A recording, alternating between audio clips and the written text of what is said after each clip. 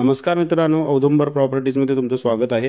तर मित्रांनो, ही आजची आपली प्रॉपर्टी तालुका संगमेश्वर, जिल्हा रत्नागिरीमध्ये अवेलेबल आहे. पूर्णपणे प्रॉपर्टी आपली डॅमच्या वॉटरला टचमध्ये असलेली ही पूर्ण प्रॉपर्टी आहे आणि ते देखील तुमच्या बजेटमध्ये आहे.